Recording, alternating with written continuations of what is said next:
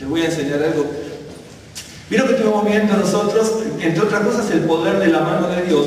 Y ese poder de la mano de Dios que la Biblia nos habla, a veces habla de su brazo, mano poderosa, brazo extendido, muchas veces utiliza la palabra Sroa, ¿no es cierto?, que es brazo, y otras veces la palabra Yad, esa aparece mucho, aparece para muchas cosas, y en muchísimos casos es la mano de Dios obrando, actuando, ¿no? Y a partir de aquí yo dentro de unos minutos les voy a mostrar algo que a mí me parece muy interesante. ¿Vieron cuando yo les digo esta etimología de la palabra hebrea viene de aquí allá? Bueno, ahora les voy a mostrar algo para que vean en algunas cosas de dónde salen ciertas cosas a raíz y a partir de este tema, ¿no?, que estamos viendo.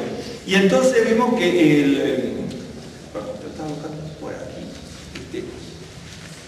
déjenme ver, donde lo que yo les mostré del poder, porque no sé si me lo traje, pero si no, no importa. Cuando hablamos de la mano de Dios obrando, ¿no es cierto? Y habíamos tomado en un caso el libro de Cantar de los Cantares. Voy a volver desde allí y de ahí partimos analizando algunas cosas. Voy a volver a Cantar de los Cantares de capítulo 5. ¿Sí?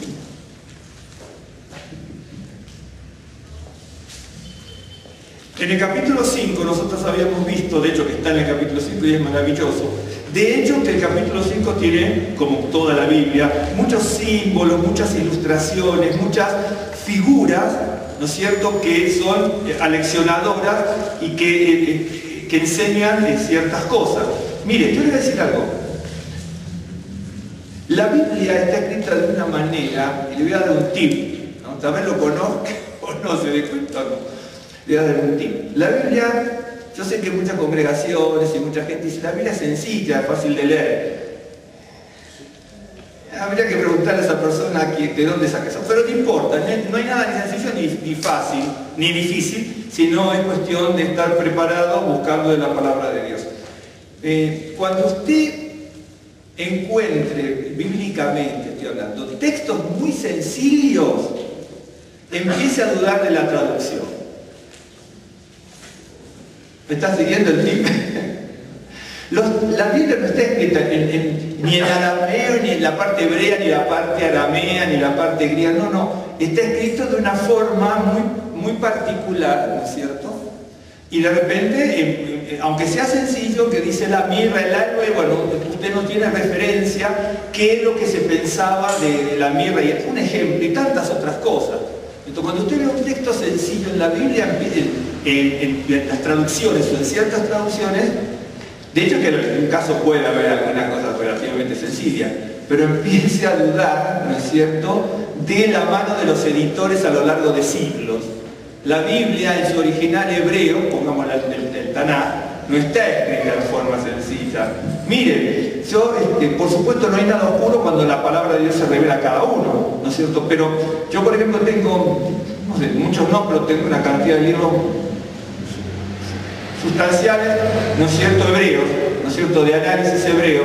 Y les puedo asegurar que yo un día puedo venir aquí y le traigo 500 textos, ¿no es cierto?, con los autores que dicen, en este texto oscuro vamos a empezar a dilucidar. Claro, porque hasta los grandes rabinos de hace 2000 años decían que eran textos oscuros. ¿Me estás siguiendo? Y yo le hablara, no sé, le dijera, bueno, explíqueme lo de las mandrágoras y analíceme el texto. Y le puedo asegurar aquí que vamos a tener grandes problemas. Un ejemplo. ¿Me estás siguiendo? Entonces, un ejemplo. Entonces, de repente Yeshua dice, bueno, viene dice, buena voluntad para, gloria a Dios en las alturas y paz, buena voluntad para los hombres de aquí en la tierra. Y más adelantito dice, yo no vine a traer paz sino espada. Un ejemplo. Y es clarísimo, pero clarísimo para el que tiene la revelación. ¿Me entiende? Pero si alguno se lo quiere suavizar en los textos, ella empiece a dudar, ¿me está siguiendo? Por eso, en Cantar de los Cantares pasa eso. En muchos pasajes se ve la mano de los editores queriendo traer una claridad a la feligresía, al pueblo, a la gente en general, ¿me entiende? Entonces uno cuando ve pasajes que son demasiado sencillos, pero aunque no parezcan sencillos, se parezcan sencillos, uno tiene que también analizarlo. Voy a leer esto y de aquí partimos, ¿no es cierto?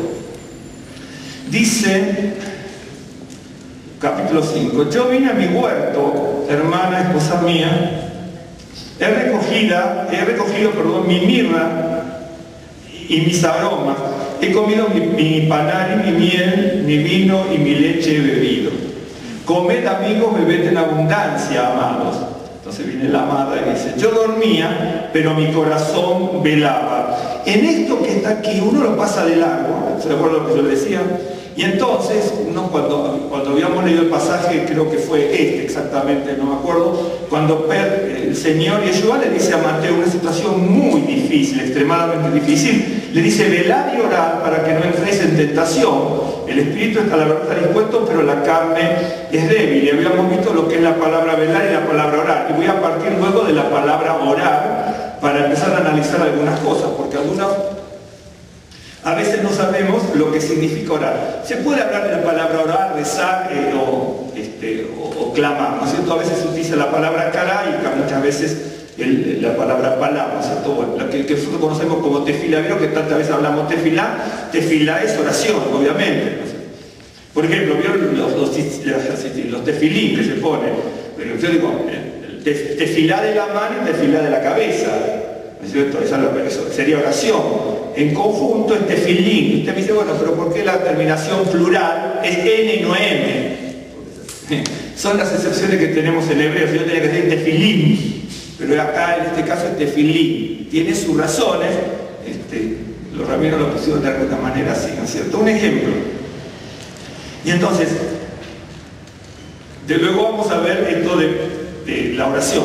Dice, yo dormía, pero mi corazón velaba, ¿no es cierto? Y yo les había dicho que también una persona puede estar durmiendo, digamos que durmiendo en cuanto a dormir y estar dormido, ¿no es cierto? No dormir espiritualmente, que también lo podemos pensar así, aunque estaría durmiendo, pero su corazón velaba en su interior, pero no es lo ideal. Porque dice, ¿no es cierto?, velar y orar. Si se está durmiendo, no se está velando. ¿Se acuerdan lo que yo les decía el otro día? Que la palabra venía de vigor y de fuerza, y el que tiene fuerza y vigor aguanta y está preparado, vigilante, y de ahí viene la palabra velar. ¿Me está siguiendo? Aún lo podemos ver en el español y en el hebreo es exactamente igual. Y también es en el griego, ¿no es cierto? Los idiomas, y después les voy a mostrar algo para que usted vea, porque a veces decimos, ay, ¿por qué el hebreo? ¿Por qué el griego? ¿Por qué el español? Por lo que fuese, le voy a mostrar las traducciones tan interesantes. Dice, es la voz de mi amado que llama, ábreme, hermana mía, amiga mía, paloma mía, perfecta mía, porque mi cabeza está llena de rocío y mis cabellos de la gota de la noche. Si uno hace remembranza de esto, dice que su palabra fluye como rocío, los pasajes, ¿me está siguiendo? Entonces, así lo dice la Torá, que su palabra te cae como rocío, etc. Y entonces, lo que está haciendo es querer transmitir, ¿no es cierto?, lo que es la relación de Dios y su palabra, en este caso con la tsunamita que estamos viendo, o con el pueblo de Israel, tratándolo de asociarlo de esa manera, ¿no es cierto? Dice, ahora dice, me he desnudado de mi ropa, ¿cómo me he de vestir? He lavado mis pies, ¿cómo me he de ensuciar? Mi amado, y se metió su mano por la ventanilla, mi corazón se conmovió dentro de mí. Esa palabra conmover es una palabra también muy profunda, ¿no es cierto? Es el verbo amar, que habla, ¿no es cierto?, de esa conmoción bien grande, ¿no es cierto? Y dice, yo me levanté para abrir a mi amado. Ya le había pedido que le abriera, ¿no es cierto? Pero ella le dice, ¿cómo voy a hacer tal cosa? Lo cual se habla de una excusa. Siempre metemos excusas para que Dios meta la mano. Incluso metemos excusas hasta para ir a la congregación, en serio, ¿no es cierto? Uno puede venir aquí a cualquier congregación, la que Dios le ponga por delante, pero se meten mil y una excusas. Pero por ejemplo, para ir a una fiesta, para ir al cine, para ir de compra, no se meten excusas. Ah, sí, vamos, ¿no es cierto? La congregación es así. Vemos, por ejemplo, de repente, vamos a poner un caso. Yo el otro día estaba escuchando, dice, bueno, si uno va a estudiar la palabra, sea solo, en un grupo, en la congregación, dice, uno tiene que estar 45 minutos, dice, porque la gente se distrae. ¿Y cómo hace la gente cuando va a ver la película de 3 horas y media? Lo único que se aguanta cuando le llevan los cosas de, ¿cómo es lo? Palomitas, vamos a traer palomitas aquí también, entonces, para que la gente no sufra. Claro, se hace en un momento que raya, digamos, en la vulgaridad de nuestro pensamiento. ¿Me estás siguiendo? Porque a veces lo pensamos, veo que hay películas que son 2 horas y media y la gente está así. Hasta secularmente tiene más captación eso que hasta leer la palabra. Dígame, a veces usted está leyendo en la casa la Biblia 5 minutos, 7, o no. No está 3 horas leyendo, que el teléfono, que no, aquello, que la comida, hay que hacer muchas cosas. ¿Sí? Pero metemos un montón de excusas, es cierto, metemos un montón. A mí me pasaba en una época también, claro que sí, metemos un montón de excusas y no tenemos ni siquiera la valentía de decir Dios perdóname, ¿no es cierto? Van a hacer una película, se van a cualquier lugar y empiezan a practicar con la gente 5 horas, ¿no? Y ahí nadie se duerme.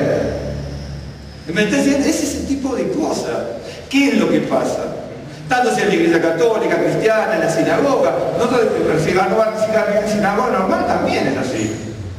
¿No es cierto? Entonces van a la sinagoga, he vivido, y de repente está en la sinagoga y tanto gente mayor o normal, de cualquier edad, así. ¿Qué es la cosa? ¿Me estás siguiendo? Entonces uno eso tiene que tomar el recaudo, porque esto que dice aquí, yo dormí, mi corazón velaba, uno lo ve como una ilustración alegórica o como un hecho real, ¿no es cierto? De una persona que está viviendo eso, pero le pasa a usted, me pasa a mí, le pasa a muchísima gente.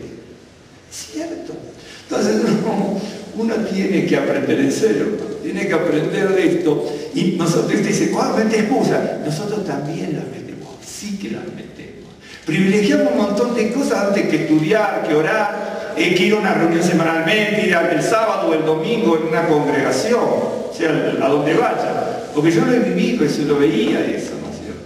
Yo lo veía eso durante toda mi vida de creyente.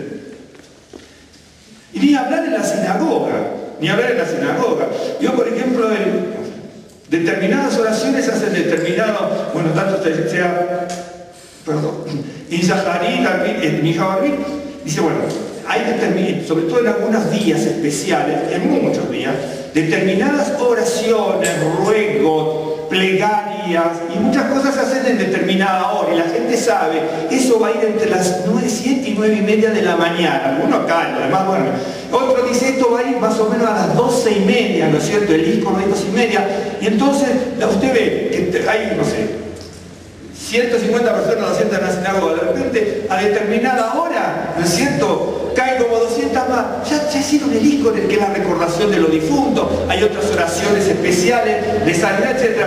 Ya se hicieron, ¿y por qué no vino un ratito antes? Yo lo veía en la sinagoga, ya hicieron el disco, o sea, uno que tarde, ¿entienden? ¿No entiendo? Pero porque pasa en todos lados, Entonces, por eso cuando uno lee esto, uno lo lee, pero jamás lo lleva a lo que hace uno. ¿No es cierto? Usted y yo nos miramos como perfectos, como tan perfectos. No está así. Entonces, Dios está buscando a la muchacha, el rey a la doncella, Salomón a la tsunamita, Dios al pueblo de Israel, como usted prefiera. De hecho, que en los Midrashim habla de los 3 casos. ¿No es cierto? Y dice, bueno, mi corazón se conmovió dentro de mí. Yo me levanté para abrir a mi amado y mis manos gotearon mirra y mis dedos mirra que corría sobre la manecilla del cerrojo. Abrí yo a mi amado, pero mi amado ya se había ido, había ya pasado. Y tras su hablar salió mi alma. Lo busqué y no lo hallé, lo llamé y no me respondió. Se está dando cuenta cuando uno, siempre hay una oportunidad, pero hay muchas oportunidades que las dejamos pasar y a veces no vuelven, ¿no es cierto? Y en la vida muchas de las cosas las dejamos pasar, a veces agarramos las malas, elegimos y nos quedamos con lo peor. ¿O no es así? Elegimos y nos quedamos con lo peor. No sé por qué tenemos esa virtud, entre comillas, la digo, ¿no? Entonces, dice, cuando ya fue a buscarlo, ¿no es cierto? ¿Se acuerdan cuando dice, buscame mientras puede ser hallado? Es cierto, siempre puede ser hallado Dios, pero hay momentos, ¿no es cierto?, donde Dios tiene un límite. Y entonces el pueblo de Israel estaba con los dos exploradores que envía. Vuelven los exploradores, Josué y Caleb quieren entrar porque ven posible absolutamente que la mano de Dios no se ha cortado y que pueden entrar a tomar la tierra prometida. Y como no, los demás se rebelan, 10 se acuerdan que son destruidos, directamente aniquilados los 10 rebeldes del pueblo de Israel. Entonces, viendo todo esto, los demás judíos, los demás hebreos quieren entrar a tomar la tierra prometida. Al día anterior había que entrar porque Dios era propicio. Cuando mueren los rebeldes y había habido toda esa rebelión del pueblo de Israel en su conjunto, recapacitan y quieren meter ellos la mano. Y entonces Moisés se pone delante y le dice, no entremos a la tierra prometida. Pero Moisés, ayer nos dijiste que entráramos. ¿Cómo de un día para el otro ya no podemos entrar a la tierra prometida? Si ayer Dios estaba con nosotros, Dios también está con nosotros. Dice, no, ayer estaba, pero hoy ya no está Dios con nosotros. Entonces, ayer la mano de Dios era la que iba a operar, hoy es la mano humana. Y si bien hay un lapso de horas que mediaba entre uno y otro, quieren entrar, entran y hay una mortandad. Y ahí afuera estaba Moisés esperando, afuera de la tierra de Israel, o de Canaán, como se llamaba en ese entonces. Y cuando Moisés ve al pueblo derrotado, le dice, bueno, ¿ahora qué? Ahora hay que ir al desierto. Es decir, cuando Dios es propicio a nosotros, tenemos que dejar que Él actúe metiendo su mano, ¿sí? Cuando queremos meter nuestra mano, viene la derrota. Cuando viene la derrota, hay que ir al desierto para que uno sea preparado, ¿no es cierto?, nuevamente. Ese es el designio de Dios. Miren, uno lo ve, muchas veces no nos damos cuenta. En líneas generales aprendemos de muchas formas la Escritura y la relación con el Señor. Pero yo me he dado cuenta de algo, y lo digo en lo personal también. Y usted seguramente pasó cosas con más tribulaciones que yo, seguramente, a lo mejor. Pero yo lo veo por la Biblia, analizando la Biblia, dejándonos a nosotros de lado. Yo he visto que las mayores y las más grandes bendiciones vienen después de un gran sufrimiento. Algunos dicen que no tenemos por qué pasar esto, que no tenemos por qué pasar lo otro. O sí. Dios sabe, para unos es este tratamiento, para otros es este otro tratamiento. Dios tiene un tratamiento para cada uno. ¿No es cierto? Lo que yo, por ejemplo, no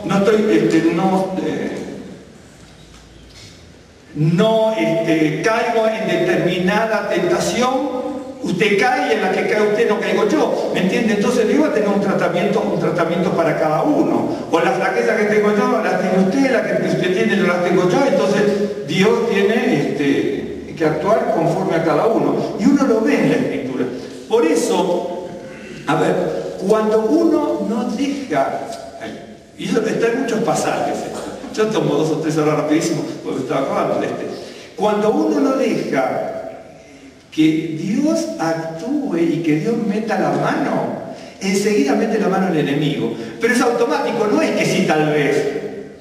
¿Me está siguiendo? Si no mete la mano Dios, la mete el enemigo. Entonces Dios quiso meter la mano y entrar en la tierra prometida. El pueblo le dijo a Moisés, ayer te queríamos matar, ¿no es cierto? Ahora queremos entrar. No, la cosa no va así. ¿Cómo? Ayer quisieron matar a Aarón, a Moisés, se rebelaron contra Dios, se rebelaron contra Josué, contra Caleb, trataron de lo que fuese, ¿sí? Y ahora, ¿no es cierto?, bueno, vamos a actuar nosotros. Y entonces cuando actúa la mano del hombre entrando, ¿quién ganó? Prevaleció el enemigo que estaba en Canaán. Cuando no actúa la mano de Dios, gana la mano del enemigo, es automático. No es que hay un lugar intermedio. Siempre. Y entonces, ¿me están siguiendo, sí? La tsunamita no dejó entrar la presencia de Dios en su vida.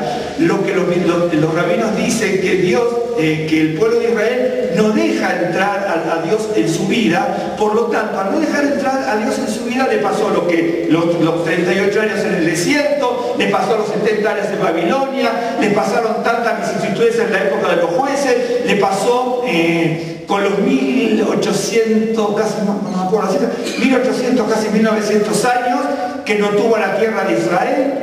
Desde el año 63, antes de esta era, ya no tuvo autonomía, jamás la tuvo. Así que sería también un pequeño fragmento de la tierra bíblica en posesión de Israel. ¿Sí? Y los rabinos lo hablan también. O mete la mano Dios o metemos la mano nosotros. Cuando no mete la mano Dios, y entonces vamos al desierto, caemos en manos de los madianitas, de los fulanos, del ejército del oriente, de los moabitas, 70 años en Babilonia, los griegos, los romanos, los mamelucos, los fulanos, menganos, sultanos, destruyendo la tierra de Israel durante 1000 y pico de años, 1900 años, sin contar los anteriores. O meten la mano Dios, o meten la mano los hombres. Y nosotros no nos damos cuenta. Cuando analizaba todo esto, digo, es cierto, hay que tener mucho discernimiento para saber, ¿no es cierto? Negarse a uno mismo es muy difícil, no es imposible, pero es difícil, ¿no es cierto? Abandonarse en la mano de Dios, negarse a uno mismo para que Dios meta su mano, aún cuando a mí no me gusten ciertas cosas o decisiones. Nosotros queremos que Dios meta la mano para que tengamos, no sé, el oro y el moro nosotros, no más o menos. Pero a veces meter la mano significa negarse a muchas cosas del mundo. ¿No es cierto? Yo he analizado un poco la historia y la vida de Noé, por ejemplo. Y también pasa lo mismo. Imagínense Noé y tantos otros personajes, ¿no? Que están allí y el hombre de fe, el hombre que todo el mundo lo ve hacer algo que era ininteligible para todo el mundo. Va a venir un diluvio universal. ¿Qué diluvio universal? ¿Me entiende? Yo lo aprendí, por ejemplo, con mi familia judía. Bueno, pero aunque nosotros somos sefardistas, pero teníamos la gente, algunas que conocíamos, incluso con familiares, pero no míos íntimos, ¿no es cierto?, sino por otra razón, que eran eskenazis. Entonces estaban en Polonia y entonces decían, bueno, no, a Polonia no va a llegar. Entonces muchas colectividades judías alertaban que los nazis, que esto, que aquello, que el otro. Mucha gente se fue, una gran mayoría, entre otros, a Estados Unidos. Un día le voy a mostrar las publicidades que hacía Estados Unidos. Yo las tengo, yo tengo en un libro. Decía, para captar a cierta persona que tenían tal. Unas publicidades que hacía en Estados Unidos, no. Decía, en Nueva York usted recoge el oro desde las calles. Siempre hicieron lo mismo, no. Se lo voy a mostrar, tengo libros judíos. ¿Me entienden? Y entonces, mucha gente dice, no, porque Hitler firmó un tratado con Churchill, con fulano, con mengano, ya lo que lo iba a firmar, después ya lo firmó, que de un día para otro invadió Polonia y lo arrasó. ¿Sí? Pero nadie, ¿no es cierto? Había mucha gente que alertaba, claro que había gente que alertaba. No, pero que no, que acá estamos bien, tenemos nuestros comercios, nuestras profesiones, esto, aquello, lo otro. No puede venir un caos así que, como al pueblo judío, al pueblo... ¡Fum! De un día para otro fue, de un día para otro. Si usted estudia la historia, no sé, usted seguramente lo leyó, y firmó el tratado con Churchill. Churchill está anunciando, está en reunión en el gabinete anunciando el firmado del tratado, y al día siguiente Hitler invadió Polonia. ¿Me entiendes? Entonces, la situación es difícil, o dejamos que Dios meta la mano o la metemos nosotros. Dios alerta de muchas maneras, alerta a través de la gente, o de que puede ser a través de la palabra, pero con las personas. Bueno, hoy vamos a tocar un caso, pero le pongo un caso. Por ejemplo, Abraham y Abimelech, ¿no es cierto? La reprensión que le hizo Abimelech a Abraham, Dios la tomó en cuenta. Y de hecho que en definitiva Abraham fue salvado, bueno, porque él hizo confesión, porque él se arrepintió, se salvó porque vino la reprensión de Abimelech y él también la aceptó. ¿Me entiende? ¿Cómo me hiciste esto, Abraham? Me dice. De hecho que estaba mal lo que hacía Abimelech. ¿Sí? Pero en el entorno ese, dice, no me tenía que haber mentido acerca de tu esposa. ¿Entiendes? La situación es, eso es lo que vamos a ver luego. Bueno, entonces dice así, dice rápidamente: abrí yo a mi amado, pero mi amado se había ido, había ya pasado. Y tras su hablar salió mi alma. Ya ahora se empieza a desesperar. Lo busqué y no lo hallé. Lo llamé y no me respondió. Me hallaron los guardas que rondan la ciudad, me golpearon y vinieron. ¿A qué le hace recordar esto? A los espías que, bueno, los espías que murieron, pero la gente que estaba a favor de los espías que murieron, que en su momento no sabían que iban a morir, eso, el pueblo en general que estaba a favor de aquellos que les arengaban. Tenemos que hacer así, las decisiones son estas, esto no saben nada, ¿no? La gente se olvida, pero de cosas increíbles, increíbles. Unos días antes cantan las loas al Señor, bueno, unos días antes, 2 años antes, cantan las loas al Señor por la salida de Egipto, ¿no es cierto? Moisés con los hombres, Miriam con la mujer, la hermana de Moisés. Alaban al Señor y Moisés era la maravilla andante, ¿sí? Y cuando les dice lo que tienen que hacer, ¿no es cierto? Entonces el peor traidor, Moisés, Aarón y hablar y Josué y Caleb, los que no tienen la visión.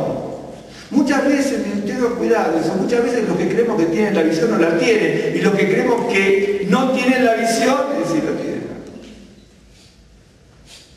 En serio, el más simpático no tiene por qué tener la visión.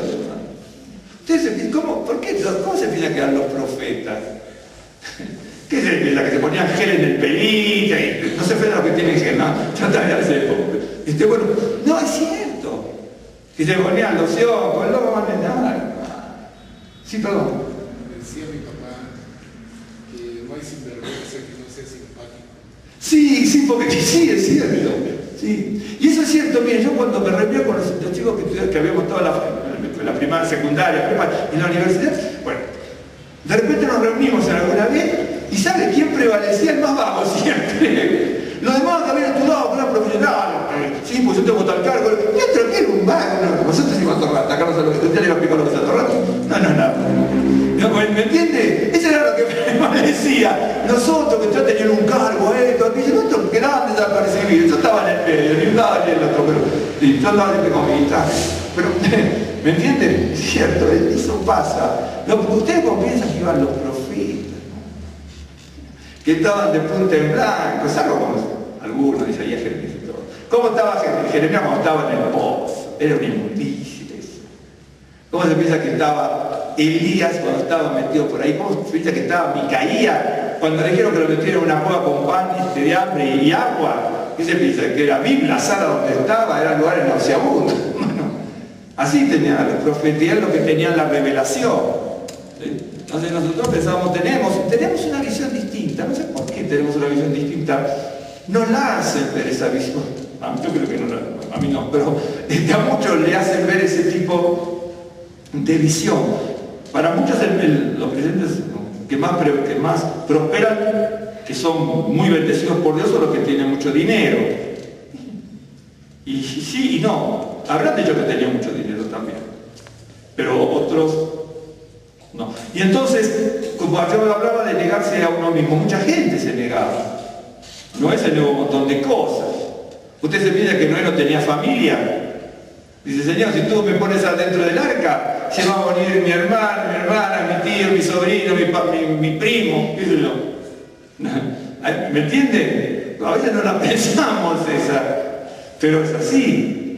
Realmente es así, se murieron seguramente familia. Usted dice, ¿cómo sabe que tiene familia? No digo que digo que supuestamente podría tener familia.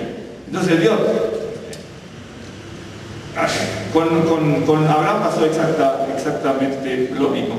Y entonces dice, lo busqué y no lo encontré. Me hallaron los guardas que rondan la ciudad, me golpearon, me hirieron, me quitaron mi manto de encima los guardas de los muros. ¿No es cierto? Hasta allí, solamente hasta allí. Quiere decir, los exploradores que mandó Moisés, quisieron entrar, no entraron por la rebeldía. Cuando quieren meter mano los otros líderes de Israel, porque eran líderes de Israel, que entraron porque eran del ejército, ¿no es cierto? Se toparon con el triunfo del enemigo sobre ellos que los avasalló, por eso tuvieron que ir. porque los vencieron, ¿sí? Entonces, ¿mete la mano Dios o mete la mano el enemigo? No hay, un stand-by ahí, no lo hay. Y aquí también, la tsunamita cuando dice, bueno, el Señor me quiso poseer, como en el caso de Dios, bueno, el rey, Dios con el pueblo, el Dios quiso poseer al pueblo, o el rey quiso poseer a la tsunamita. Entonces, una vez que quiso poseerla y no pudo, ¿no es cierto? Ella se arrepiente y entonces sale. Cuando sale ya no estaba. ¿Y quién estaba? El enemigo. Exactamente igual. Así como los discípulos, los exploradores que ya habían muerto, revelaron al pueblo y el pueblo quiso entrar, se topó con el enemigo. La tsunamita se negó a la presencia del rey y cuando lo va a buscar por su voluntad propia en ese momento, ¿no es cierto?, se topa con el enemigo. Y la agarran, la golpean y...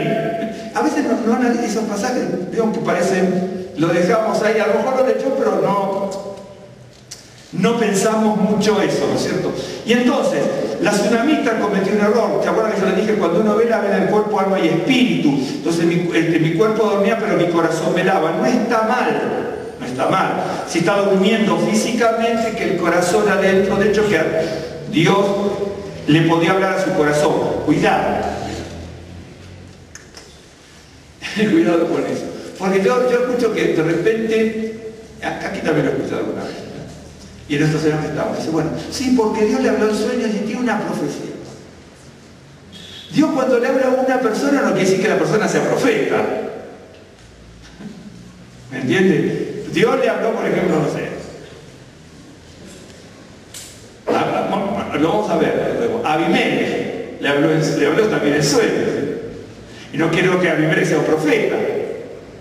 ¿Me entiende? Le habló porque había cometido algo que Dios no quería que fuese así y tenía que proteger a Sara. Nosotros cometemos un montón de errores, incluso decimos cosas. Yo le he escuchado aquí, dice, sí, porque ¿sabes que a mi pariente a fulano le habló el sueño? Porque le habló el sueño, pero no es profeta, el profeta es otra cosa.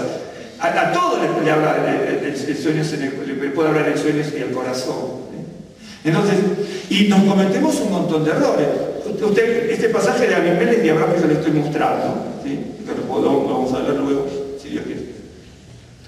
Si ustedes leen toda la historia, después del desenlace de ese, ustedes, ¡pum! En el siguiente versículo, después de todo ese desenlace, ¿qué pasó? Nació Isaac. Quiere decir que nuestro buen amigo Abraham, estando a punto de que naciera Isaac, le iba a arruinar la profecía a Dios. Y Dios no va a permitir ni que destruya a su siervo, ni a su sierva, ni a su pueblo, ni que no se cumpla su palabra. Acuérdese, en el momento que ya estaba por dar un tiempo antes, ¿no es cierto? Pero ve toda la historia de Abimelech que se la da, le había dado la promesa, le da a Sara, a Abimelech, cuando está... ¿Usted vio que hay un pasaje que dice huerto cerrado eres tú? Dice, mira que Sara, eso lo digo yo, mira que Sara es huerto cerrado, igual que Miriam, la madre de Yeshua. Son huertos cerrados. Usted analiza los pasajes, son maravillosos. Y entonces, dice, tú eres huerto cerrado, dice. Sara era un huerto cerrado, y Abimelech y Abraham le valió poco. Era un huerto cerrado, tenía que dar a luz. Ni bien termina el pasaje, se da luz, va a dar a luz. Y siendo huerto cerrado se le entrega al otro. Pero Abraham sabía que era huerto cerrado. Y Sara. Y se la da arruinando el nacimiento del que sería el hijo de la promesa. ¿Se da cuenta los errores burdos que puede cometer hasta un siervo de Dios como Abraham? Y entonces, ahí, ¿me está siguiendo? Y entonces, a nosotros, Dios mete la mano y le dice, va a hacer esto, esto y esto. Y en un momento determinado, cuando él dice, esto, dice, me voy a Gerar. Gerar no era Egipto, pero estaba en la frontera de Egipto. Gerar era la primera capital no filisteo que estaba en el suroeste, pegado a la frontera de Egipto. No se fue a Egipto, pero se fue a la frontera. ¿Sí? Pero ya era huerto cerrado, Sara. ¿Me estoy siguiendo? Y entonces ahí salió humillado Abimelech, Sara salió restaurada, salió humillado Abraham y restaurado. Dios salva, aún en medio del pecado, no del pecado, en medio de ese pecado Dios va a salvar a su pueblo. Pero a través de qué? Del castigo, de la confesión que tiene que hacer, de la reprensión, de la humillación que tuvo que hacer. Si no mete la mano de Dios, te sales humillado, no queda otra. Porque si no pasa eso, ¿no es cierto? De hecho, eso que pasó es porque Abraham metió la mano. Porque si no se hubiera ido a Gerar, no te puedo mostrar cómo fue la cosa. ¿Me estás siguiendo? Por eso cuando dice la mano del Señor, ¿sabe cuántos casos está en la Biblia la mano del Señor y el designio del hombre? En algunos casos habla de la mano del hombre, en otros casos es la situación. Y uno lo analiza, la mano del Señor o el designio de Abraham en este caso. Y al termina la historia, nace Isaac. Abraham estaba así delante de ver la profecía que tanto había esperado y clamado: ¿cómo voy a heredar? Tengo un esclavo, Señor, mira que hay todo esto, aquello, lo otro. Aquí tienen la promesa. Esa es la mano de Dios. Y la mano de Abraham dice: bueno, ahora quizás Dios me dijo tal cosa, voy a hacer la mía. Me voy a Gerar. Gerar era el punto culminante donde se entrecruzaban los grandes comercios de Siria, Babilonia y Egipto. ¿Me estás siguiendo? Y Abraham dijo, Isaac también hizo lo mismo. Y Abraham dice: yo necesito ahora no mi sustento. Tengo mucho ganado, tengo mucha gente, tengo oro y plata, y voy a empezar a comercializar. Eso no lo dice la Biblia, tiene que analizarlo por lo que hace. ¿Me está siguiendo? Entonces, Dios me da la promesa, ahora hago la mía. Ya me voy a dedicar al comercio, que esto me vengo aquí y allá. Y le dio una reprensión Dios a Abraham terrible. Terrible. O Dios mete la mano o la metemos nosotros. A veces no nos damos cuenta, por eso tomaba el caso de los exploradores, es uno, ¿sí? El caso de la tsunamita, que corre el riesgo, ¿sí? Abraham recibe la promesa y dice: bueno, ahora que ya, como siervo, no era que no era un siervo de Dios, pero dice: yo soy el siervo, un siervo rico, soy un jeque, te fijas, soy un jeque. Y en ese momento había prosperado. ¿Por qué? Porque cuando se fue a Egipto salió con muchos regalos. Y tenía mucho oro y plata, dice, es ahí. Él no reclamaba nada, pero lo tenía, le venía. Y tenía mucha gente también. ¿Ok? Y entonces, ahora me dedico a hacer mi vida cotidiana. Tu vida cotidiana tiene que estar ceñida a los lineamientos de Dios. Y si no se ciñan los lineamientos de Dios, viene la reprensión. Nosotros decimos: Señor, bendíceme, ahora me viene para él. ¿Entiendo? Y Abraham también hizo lo mismo. Por eso le digo, ¿vio cuántos casos de así de meter la mano? Resulta bien interesante. Entonces, por eso le dice, bueno, ya dice, velad y orad, dice Mateo 20:41, para que no entréis en tentación. El espíritu, la verdad, está dispuesto, pero la carne es débil. Bien, yo le voy a mostrar algo. Entonces ya saben que la mano humana y las excusas que metemos nosotros activan el poder del enemigo. Siempre activan. ¿No? Vieron que decimos, bueno, se utiliza la palabra stand-by, ¿no? Que dice, bueno, no estamos aquí, ya estamos en un proceso intermedio. Aquí no existe eso. Dice, ¿te acuerdas cuando el Señor Yeshua decía que también se entiende mal y lo entienden mal? O sea, qué extremista, que esto, que aquello, que el otro. Es lo que se acuerda. Y Yeshua decía: el que no está conmigo está contra mí. Pero no es porque, ¿me entiende? Es la misma situación, exactamente. Por ejemplo, todo lo que está en el Antiguo Testamento también está en el Nuevo. Es una cosa maravillosa. En el Nuevo Testamento usted va a encontrar cuando Pedro dice: a ti te voy a dar la llave del reino, y lo que tú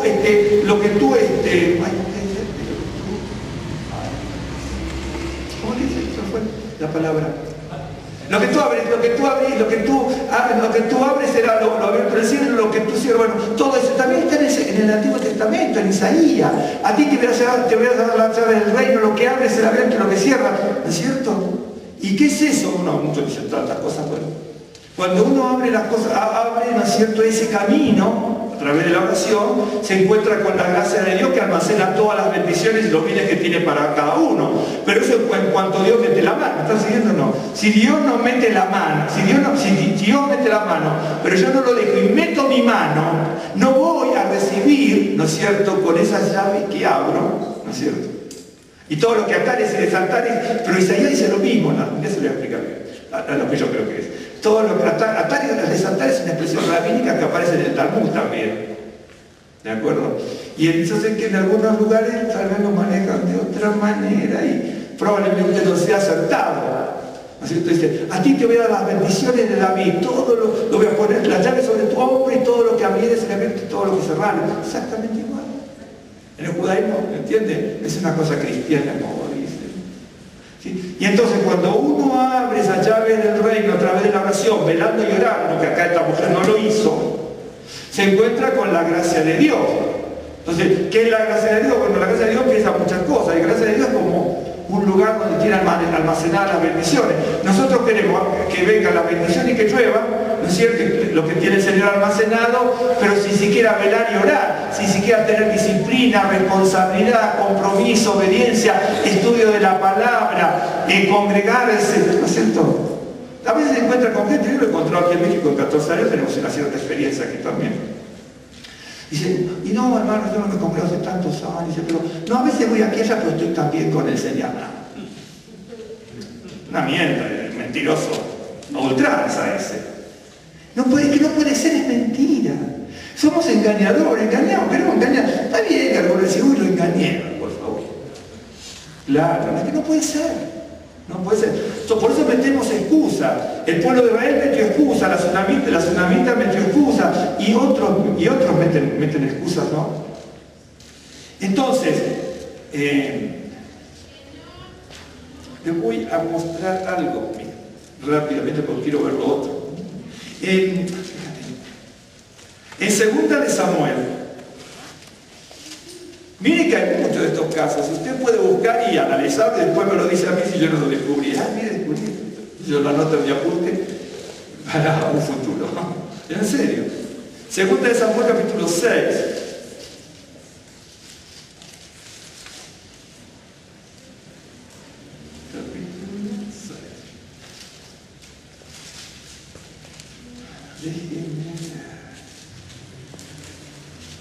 Déjenme porque... Bueno, lo voy a leer y después les muestro algo porque... No, si recuerdo bien dónde están los... Un segundo, quiero ver... Busqué esa y voy a buscar en 1 Samuel 6 porque quiero buscar una cosa. Ok, sí, ya está. Ok. Bien, entonces... Voy a leer el capítulo 6, primero, de 2 de Samuel. Déjenme ver el tiempo. Bien. David volvió a reunir a todos los escogidos de Israel, 30.000. Y se levantó David y partió de Baalá, de Judá, con todo el pueblo que tenía consigo, para hacer pasar de allí el arca de Dios, sobre el cual era invocado el nombre de Adonai de los ejércitos que mora entre los querubines. Bien. Pusieron el arca de Dios sobre un carro nuevo. Bien, eso es lo que estaba buscando. Eso. ¿Qué dice ahí? Yo le voy a leer algo. Miren. Lo que es meter la mano del hombre y la mano de Dios. En 1 de Samuel, capítulo 6, dice, 1 de Samuel, capítulo 6, verso 7. Ahí, bueno, estaban los filisteos. Los filisteos habían capturado el arca y lo tenían ellos. Les provoca un montón de trastornos porque no sabían utilizar la palabra de Dios, el arca, en este caso, ¿sí?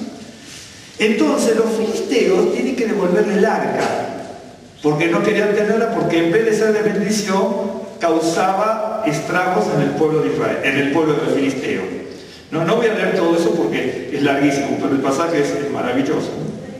Dice, los filisteos dijeron, haced pues ahora un carro nuevo y tomad luego 2 vacas que críen, a los cuales no haya sido puesto yugo, y uncid las vacas al carro y haced volver sus becerros detrás de ella a casa. Y bueno, tomaré luego el arca de Adonai y los pondré sobre el carro. Y empezaron a trasladar el carro, pero dijeron, vamos a hacer un carro nuevo para transportarlo. Bien, vuelvo al otro pasaje. Dice verso 13, segunda de Samuel, capítulo 6, verso 3. Pusieron el arca de Dios sobre un carro nuevo y la llevaron a la casa de Abinadab. Es decir, yo le voy a mostrar ahora, los encargados de llevar el arca eran los coatitas. ¿Se acuerdan que están los coreitas, los gersonitas y todo? Un día tienen que ver todo eso porque tiene su función. Cada uno cumple un rol, tiene una capacitación y una unción para hacer tal o cual función dentro del pueblo de Dios, dentro del templo o el área que le correspondía del tabernáculo, no sé. Bien, David, cuando en definitiva, él aquí lo va a llevar a Jerusalén. En otro pasaje más adelante, cuando lo llevan bien, ya va a construir una casa. ¿Te acuerdas que dice que pero cómo? Dice, yo no he visto casa de madera, pero eso te interesa ahora. Él quería construir una casa. Cuando están llevando el arca, en primer lugar, lo llevan en un carro nuevo a la usanza de los filisteos.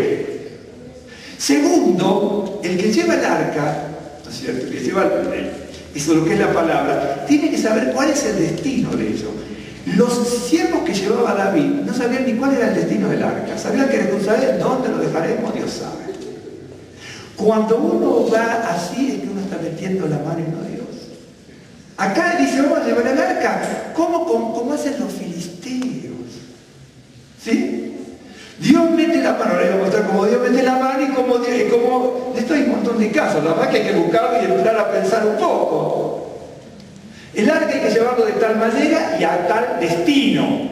Pero los siervos de David lo llevaban a Jerusalén, pero no tenían ni idea lo que iban a hacer. Después, cuando lo llevan bien, lo dejan en un lugar y entonces David dice, voy a construir una casa. Que Dios dice, no me construyan, de hecho, que se construye para poner el arca. ¿De acuerdo? Pero original, porque hay 2 veces. La vez que fracasa, ahora fracasa, y luego lo lleva como corresponde. Pero ahí sí, cuando lo llevan, iban a Jerusalén e inmediatamente David recapacita para construir una casa para el Señor. Pero quiere decir que, como creyentes, no sabían ni el destino que tenemos que dar a nuestra vida. Entonces, ¿me está siguiendo? Entonces, yo le voy a mostrar algo para que tome nota y corrobore lo que yo le estoy diciendo, ¿ok? Porque se va a decir otra cosa. En el libro de Números 3, es básicamente esto. Hay otros pasajes, pero estos me parece que son los fundamentales para lo que yo quiero mostrarles.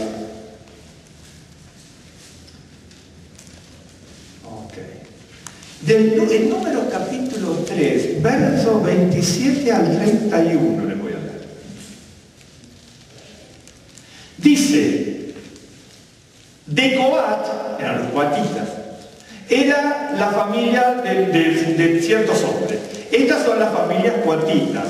El número de todos los varones de un mes arriba era 8.600 que tenían la guarda del santuario. La familia de los hijos de Coat acamparán al lado del tabernáculo. Sobre estos pasajes son bellísimos cuando se estudian con ese propósito. Y el jefe del linaje de la familia de Coat, Elisafán, hijo de Uziel. A cargo de ellos estará el arca, la mesa, el candelero, los altares, los utensilios del santuario, con que ministran y el velo con todo su servicio. Más abajo va a decir en el trentitelo de Merari y anteriormente otros. Cada uno tenía un cargo. El arca le está correspondiendo, lo vieron ustedes, ¿no? Le está correspondiendo a los coatitas. Ok. No puedo leer todo, pero en el capítulo 4, verso 15, dice, y cuando acaben, cuando los aronitas y los levitas tenían un servicio, cumplido el servicio, en ese lugar, de lo que hace referencia a lo que acabamos de leer, si usted tiene figurado un poco el tabernáculo, o si no, imagínenselo. Una vez terminado Aarón y los levitas, dice, bueno, ahora entran los coatitas, pero los coatitas no podían ni oler el lugar donde va a estar Aarón y los levitas. Dice, bueno, acá terminamos, de aquí más ustedes. Dice, habría que leer el 13, 14, pero no importa. Dice, y cuando acaben Aarón y sus hijos de cubrir el santuario y todos los utensilios del santuario, ¿por qué? Porque no lo podían ni ver los coatitas eso. ¿Estás siguiendo? Ni ver.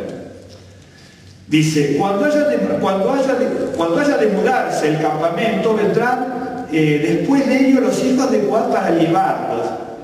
Pero no tocarán cosas santas, no sea que mueran. ¿Se acuerdan que va a morir alguien luego, no? Bueno, estas serán las cargas de los hijos de Coat en el tabernáculo de reunión. Si ustedes le antes, los sacerdotes van a quitar la ceniza del altar, una vez que terminan todo, ¿no? Dice, los coatitas entran ahora, pero los coatitas, ¿no es cierto?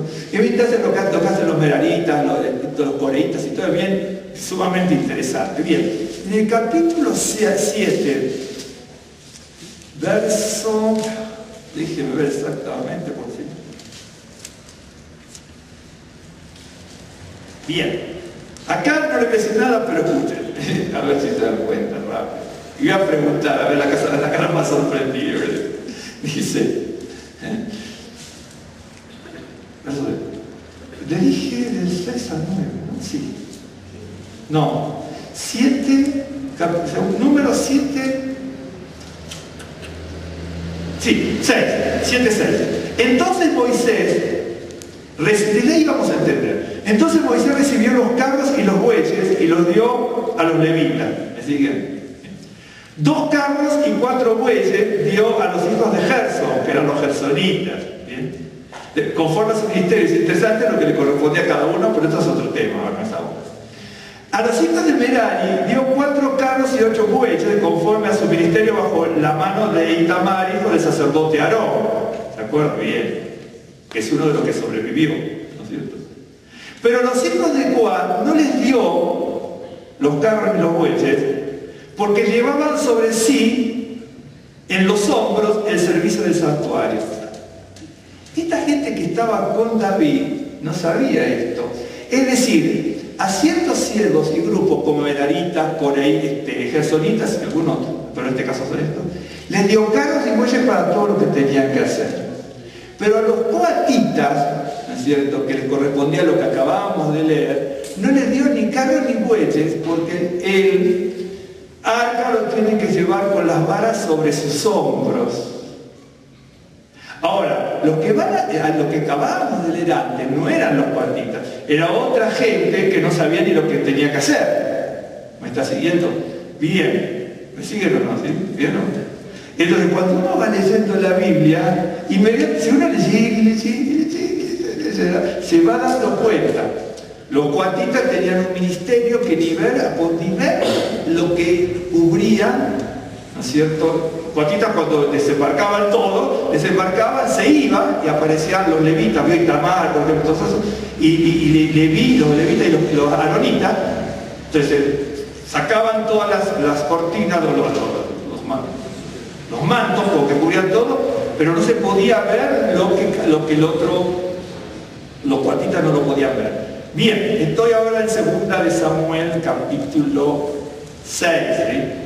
Pusieron el arca de Dios sobre, capítulo 6, verso 3, pusieron el arca de Dios sobre un carro nuevo y lo llevaron a la casa de Abinadab. Primero, lo llevan como lo hacen los filisteos. Segundo, no sabían los mandamientos de Dios, que el arca no se puede llevar en un carro ni en bueyes, porque a los coatitas se le dio el mandamiento, y además no se le dio ni los instrumentos de carro ni bueyes, porque lo tienen que llevar en los hombros. Ni David tenía. Dios, lo que acabamos de leer en Números es la mano de Dios. Lo que vemos ahora es la mano del hombre. ¿Me estás siguiendo? Pero eso que nosotros vemos así, y hay muchísimos pasajes de esto, nos pasa en nuestra vida también. Y nos damos, a veces el ser humano y como creyente, ¿no? A veces nos damos con ínfulas, ¿no es cierto? Nos arrogamos muchas cosas, y la soberbia, ¿no? Sí, porque nosotros, hijos de Dios, no la sabemos todas. David era un hombre conforme al corazón de Dios y no tenía ni idea de eso. Cuidado que un hombre conforme al corazón de Dios no es el que sabe todo, ¿eh? Conforme al corazón de Dios es el que sabe aceptar la reprensión de muchas maneras, ¿sí? y cambia su camino, porque David se equivocó por todos lados, pero tenía en su corazón esa sensibilidad de velar y orar y conmoverse, ¿no es cierto?, por los errores que cometía. Y eso que había visto grandes milagros. Si nosotros hubiésemos visto los milagros que vio David, a lo mejor decíamos, por esos milagros yo sería el santo sobre la tierra. Y tengo mis dudas, porque también vemos cosas y de hecho que somos humanos, ¿no? Y Dios lo sabe. Por eso es que, si Dios no supiera que somos humanos, Abraham ya lo hubiera borrado del mapa en aquel entonces. Claro, porque a punto de traer el hijo de la promesa, está a punto de traer el hijo de la promesa, y este hombre, en realidad fue casi burdo lo que hizo Abraham, ¿no? Estando como huerto cerrado esta mujer Sara, ¿no es cierto? Bien. Dice, y le llevaron a la casa de Abinadab que estaba en el collado, y Uza y Ahío, ¿no es cierto?, hijo de Abinadab, guiaban el carro nuevo. Y cuando lo llevaban a la casa de Abinadab que estaba en el collado con el arca de Dios, Ahío iba delante del arca, ¿sí? Y David y toda la casa de Israel danzaban delante de Adonai con toda clase de instrumentos. Fíjese, ¿cómo es, no? Uno dice, la danza, la alabanza, esto, aquello, lo otro, pero es la mano del hombre. En este caso es la mano del hombre. No digo que siempre sea así, pero es la mano del hombre. ¿Cómo? Estoy haciendo una cosa que ni remotamente me estoy dando cuenta de que no es como Dios quiere, ¿no es cierto? Y a todo el mundo le estoy mostrando con la alabanza y la danza que estoy en el poder de Dios, y no es en el poder de Dios. Hay algo en el ser humano que no es simulación, porque no lo hacían por simulación, lo creían, pero ese buen deseo de creerlo estaba en contra de Dios. Estaba en contra de Dios. A veces nosotros vemos un montón de cosas en las sinagogas, en las congregaciones, y decimos, ¡qué bárbaro! Sí y no. ¿Me está siguiendo? Todo depende en cómo está el corazón de cada uno, en lo individual y en lo colectivo. ¿Sí? Y entonces, bien interesante, uno tendría que aprender a releer la Biblia, ¿no? A releer la Biblia. Por ejemplo, yo les podría decir a ustedes una oración maravillosa, que es una oración hebrea que está en el Nuevo Testamento, cuando dice, ¿no es cierto?, en Davino Shema Shammai, Padre nuestro que estás en los cielos. Yo le dijera a usted que me analice eso, incluso con muchos que estuvieron en congregaciones, le puedo asegurar que si nos ponemos todos separados vamos a escribir todas cosas distintas. Y le puedo asegurar que la mayoría es rara. Porque si eso no lo analiza desde el origen hebreo, no lo va a agarrar nunca. Incluso cuando dice, y no nos metas en tentación, o no nos dejes caer en la tentación, o algo así, no dice exactamente eso. No dice. No dice. Una traducción correcta significa, y aún en el pecado no me dejes, y aún dice, no me dejes caer ni en ese pecado, pero no, ¿me está siguiendo? Pero no es que yo me meta en tentación, no está traducido, hay que saber la etimología de la palabra y ver sujeto y objeto y la gramática y el origen. Dice, pero no, Dios lo mete en prueba, pero ahí dice, no, es prueba o tentación. Sí, pero es otra cosa. ¿Me está siguiendo? De eso lo puedo analizar hasta donde yo sé, y les puedo asegurar que es maravillosa la oración, porque es una oración muy parecida a la mirada en una parte. Y luego cuando decimos, es muy parecida, está dentro de esos cánones el Padre Nuestro. Entraría dentro de la acción con la mirada, con las 18 bendiciones. Ok, bueno, ahora son 19, pero se sigue llamando 18. ¿Ok? ¿Me sigue? Entonces la traducción, algunos dicen, de repente algunos dicen, incluso judío mesiánico, no, ¿por qué eso? Pero que usted no tiene ni idea de lo que está diciendo. Es una cosa maravillosa. Si usted encuentra un montón de oraciones hebreas que son muy similares, ¿cierto? ¿Me está siguiendo? Por ejemplo, la oración por el Estado de Israel que está en el Sidú, sobre todo los Marzón, casi todos los sidúes lo tienen. Hay una oración larga, una cariña más o menos, por el Estado de Israel, ¿sí? también empieza igual así, a mí me lleva a llamar, Padre nuestro que estás en los cielos. Nada más que en las versiones hebreas, para no decir Padre nuestro, decimos nuestro Padre. Porque Padre nuestro es católico cristiano, nuestro Padre es judío. Al revés, es decir, cambia la vez y realmente somos sorprendentes nosotros, ¿no? Cambiamos, damos vuelta a la palabra y decimos, Padre nuestro ya es teología cristiana católica, ¿no? Nuestro Padre ya. ¿Me entiendes? Ejemplo. Bueno, voy a seguir leyendo para que vean. Dice, y David y toda la casa de Israel danzaban delante de Adonai con toda clase de instrumentos de madera, de hacha, con arpas, salterios, panderos, flautas y címbalos. Cuando llegaron a la era de Nahum, la palabra Usa es un nombre. Agio significa hermano, de Agio, de algún día Abinadab, bueno, tenemos que ver también. Entonces, pero Usa significa fuerza, poder, es la palabra Us en hebreo, pero para gramaticalmente para un nombre es Usa, que significa fortaleza, pero fuerza. Usa, eso significa, Usa era el nombre de un hombre, este hombre. Ya me perdí. Usa extendió, es decir, acá es simbólico, ¿no? Usa el poder, la fuerza, ¿no? Primero lo estoy llevando mal, estoy llevando el arca del Señor mal. Es decir, hoy el arca también somos nosotros, de hecho que Israel hace la relación también. Somos el arca, ¿cómo llevamos el arca? Con la vara del Señor, con nuestra fuerza. Y entonces Usa extendió la mano al arca de Dios, y la sostuvo porque los bueyes tropezaban. Es decir, los bueyes tropezaban con el arca porque no es la forma de llevar el arca. Siempre que llevamos el arca metiendo la mano humana, vamos a tropezar. Y cuando queremos corregir, metemos mal la fuerza humana. Es decir, lo que nosotros, sobre una falla metemos otra falla. ¿Me estás siguiendo? Lo llevo mal porque no sé cómo llevar mi vida. Y en este caso el arca, la obra del Señor, la llevo mal. Y entonces cuando veo que hay algo que está mal, pero porque lo estoy llevando humanamente, meto la mano humana, ¿no es cierto? Y entonces viene el problema. Y el furor de Adonai se encendió contra Usa y lo hirió allí Dios, por aquella temeridad, y allí cayó allí muerto junto al arca de Dios. Los hijos de Elí, que estaban en gran pecado porque llevaban mal el ministerio, pero mal por todos lados, ¿no es cierto? Eran lujuriosos, obscenos, ladrones, en definitiva eran ladrones, no, los que eran sacerdotes. Y entonces llevaron el arca a la guerra como sacerdotes y murieron. Cuando le avisan también muere Elí, su padre, ¿sí? Estos están llevando el arca mal. Como llevan el arca mal, algo malo va a pasar. Como llevo el arca mal y algo malo pasa, sigo metiendo la mano humana. Y ahí terminó muerto. Y Usa terminó muerto. Por eso le digo, la tsunamita dice que puso la mano por la ventanilla, pero ella le había dicho, ¿cómo voy a salir? ¿No es cierto? Pero cuando recapacita y sale, ya no estaba su amado.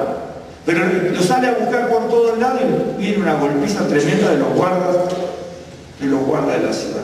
Por eso le digo, déjame que te diga una cosa por aquí.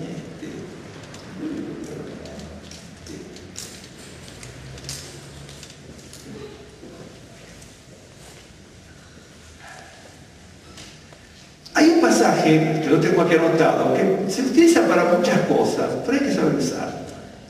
De hecho que es un pasaje muy general, pero esto no se habla. En Mateo 10:26 dice, así que no temáis, aquí está el pasaje, no los temáis, porque no hay nada encubierto que no haya de ser manifiesto, ni oculto que no haya de saberse. Normalmente eso lo utilizamos, ¿no es cierto? Cuando dicen, mira, tal hermano, tal cosa, tal hermano, mi hermano diga tal cosa, porque ya lo vamos a descubrir, ¿no es cierto? Sí, normalmente se lo hacía en las congregaciones y casi siempre se utiliza así. De hecho que el pasaje es tan general que tiene una aplicación muy amplia, y cada uno tendría que saber dónde aplicarlo y cómo aplicarlo. ¿Okay?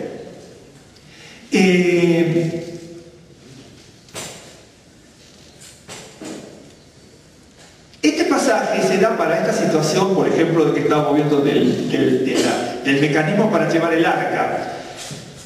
La gente, ¿no es cierto?, que estaba llevando el arca, incluso David, no sabía ni cómo maniobrar las cosas de Dios, el arca de Dios, la palabra de Dios. Lo están conduciendo a la deriva porque se van a Jerusalén. Después usted sigue leyendo, cuando David trae el arca a Jerusalén, ¿no es cierto?, ya después hace el pacto y fue cuando le dice aquí en el capítulo 7, le voy a construir una casa. Pero en primera instancia no tenían ni idea, David lo lleva también a la deriva. Entonces, David estaba deslumbrado y danzaba y cantaban todos para que todo el mundo los viese, ¿sí? Aquí se aplica el verso porque no hay nada encubierto que no sea de ser manifiesto ni oculto. En la ignorancia de ellos, ¿no es cierto?, estaban encubriendo su propia desnudez interna. Estaban cubriendo su propia desnudez interna. Y cuando de repente se dan cuenta que hay una mortandad y después el arca lo dejan, ya habían pasado 20 años que no tenía el arca, y cuando lleva, creo que pasan 40, ¿sí? Porque no tenían ni idea de cómo maniobrar. El arca es la palabra de Dios, donde Dios se manifestaba. Y lo dejan luego en la casa de Obed-Edom, ¿sí?, durante 3 meses. Pero, a ver si me están siguiendo, dice, no hay nada encubierto que no va a salir a la luz. Claro que sí, porque tú, David, estás mostrándole a todo el mundo que estás conduciendo al pueblo, que quieres demostrar al pueblo que sabes todo, que vas a llevar al arca de tal manera, que por eso te pones gozoso cuando tú no conoces la palabra de Dios. Tienes un corazón conforme al corazón de Dios, pero tú no la conoces, la palabra. Y entonces, después, ¿cómo quedan? Por eso dice, y una palabra muy completa, dice, y se entristeció David por haber herido a Adonai a Usa, por eso le llamaron a aquel lugar Pérez Usa. Hasta hoy, Pérez Usa significa quebrantamiento de Usa, pero si usted lo traduce, Pérez Usa significa quebrantamiento del poder, quebrantamiento de la fuerza. ¿Me está siguiendo? Y entonces, por un lado se muestran como grandes, ¿sí?, y Dios le demuestra que quedó quebrantado su poder. Ahí es donde se aplica. Dice, no hay nada encubierto que no vaya a salir a la luz. Ustedes se muestran de tal manera, pero ustedes no lo conocen. ¿Me está siguiendo? Normalmente este verso lo usamos para decir, mire, tal hermano, tal hermana, en tal lugar, mire, ella está haciendo otra cosa, pero va a salir a la luz. Y lo tuyo también, entonces no está. Claro, es así, hermano. A veces no nos damos cuenta cómo usar los pasajes de la Escritura. Usamos el pasaje, lo vimos aplicado en algún lugar, ¡fum!, lo desparramamos para todo el mundo, ¿no? Aquí van esos pasajes también, sobre todo en estos. Quedaron desnudos. Y el arca quedó en Obed-Edom 3 meses y empezó a hacer maravillas en la casa de este hombre. Cuando a veces se cuenta que hacía maravillas la palabra de Dios, el arca, ¿no es cierto?, en la casa de Obed-Edom. Entonces le voy a decir, no lo vamos a leer porque no viene el caso, ¿no? Fue dado aviso al rey diciendo, Adonai ha bendecido la casa de Obed-Edom y todo lo que tiene a causa del arca de Dios. Entonces se fue David y llevó con alegría el arca de Dios de casa de Obed-Edom a la ciudad de David, ¿no es cierto? Entonces cuando llevaba el arca ya lo llevaban de otra manera, ustedes pueden, no sé qué, ¿está siguiendo? Pero ya se había dado cuenta, coronario de todo esto, David y los hombres van a buscar el arca. Dice, ¿cómo lo llevaban los filisteos en la palabra de Dios? Y en el circunciso lo llevaba con los bueyes y los carros, llevémoslo igual, pero hagamos una muerte, seamos mejores que eso. Entonces David no conocía estos pasajes de Números, no conocía cómo ministraba cada área, cada rol que tenía adjudicado Dios. ¿Se acuerda? A todos les dio esto. En este caso leímos 2 o 3, creo, ¿no? Menaritas, gersonitas y no sé cuántos. A todos les dio estos elementos, pero a ellos no, porque el arca de Dios se lleva sobre los hombros. Y cuando usted lee Isaías, el pasaje que dice, le voy a dar las llaves de David para que abre, y la única que abre y que cierra, la va a llevar sobre sus hombros. Está analizando igual. Está todo totalmente unido a la Biblia, es maravilloso. Esa llave de David para que abre la que abre y la que cierra. ¿Sí? Por eso nosotros tenemos eso, nosotros abrimos, ¿no es cierto?, con nuestra devoción y con nuestro velar y orar, y recibimos esos manantiales, la fuente. Pues en ti está la fuente de la vida, claro, como que nos falta una batería y la tenemos que cargar en la fuente de vida. Salmo 39 creo que no es la fuente de la vida. En ti está la fuente, los manantiales de la vida. Fuente es lo mismo. Entonces está la fuente de la vida. Entonces, si yo abro a través del velar y orar, abro la fuente de la vida, los manantiales, ¿no es cierto? Pero yo también puedo cerrar. ¿Sabe cómo lo cierro? Con la ignorancia. Por eso tengo que la llave para abrir y para cerrar. Eso es atar y desatar, que dice, pero es rabínico. Entonces, David en ese momento, ¿qué hizo? ¿Abrió o cerró? ¿Cierto? Y como cerró, en vez de abrir, vino muerte y maldición en definitiva. Por eso dice que se conmovió. Esa palabra conmover significa, bueno, encolerizarse, enfurecerse, irritarse, hasta un punto de eso que queremos explotar. Así estaba David. Esa palabra significa eso, explotar de sorpresa, de ira, de lo que fuese. Pero bueno, explotar de ira, de sorpresa, pero no aprendiste el camino de la palabra del Señor. Por eso luego, cuando David ya va aprendiendo y aprendiendo, y se van a tener, Isaías, no puedo poner mi casa. Isaías, ¿no es cierto?, de memoria, dice, le voy a dar la llave de David. Dice, la pondrán lo voy a poner sobre su sombra para que hable. O abrimos o cerramos. Nosotros actuamos conforme a la palabra, abrimos. Nos hacemos rebeldes, desobedientes, negligentes, no responsables, comprometidos con todo lo que sea las cosas del Señor. Se cierra. Se cierra. No hay un lugar intermedio. O se abre o se cierra. No es que dejamos entornada, ¿no es cierto? Lamentablemente es así. Bien. Les voy a mostrar algo. Ya con el tiempo solamente lo demás, si puedo decir en la próxima, ¿no? Ustedes vieron que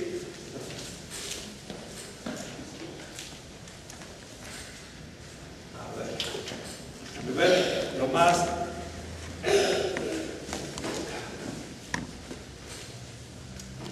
la palabra para orar, hay varias palabras para orar o clamar en hebreo. Muchas veces utiliza. Hay algunas que usted las va a ver como, por ejemplo, pasajes, no me acuerdo, cuando los sabios se postran y dice, cayeron y oraron, ¿no es cierto?, por lo que había pasado. Esa palabra caer, que usted tiene que caer, es adorar esa, ¿no es cierto?, porque cuando uno cae, no se inclina, es un símbolo de postración. Hay muchas palabras en la Biblia para decir orar, clamar, hay varias palabras, no sé si son muchas, pero hay varias, sí, hay varias. Algunas que son las más utilizadas y otras las menos, pero se utilizan para eso. Pero básicamente hay una que se utiliza mucho, que es la palabra, el verbo entonces lo voy a mostrar aquí, pero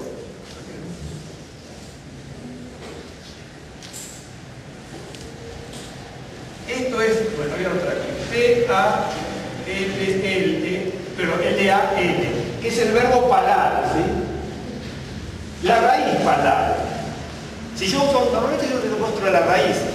Si yo le muestro como le muestro siempre, tendría que poner pilel, porque sería la tercera persona masculina del singular. Entonces probamos poner la raíz. Entonces siempre que pongo raíces pongo la tercera persona masculina del singular. Pero sería pilel en ese caso.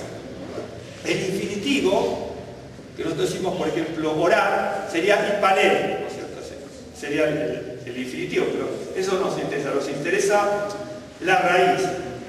Esta raíz, esta palabra hebrea, definitiva, es de dónde va a venir esta palabra. La voy a mostrar aquí.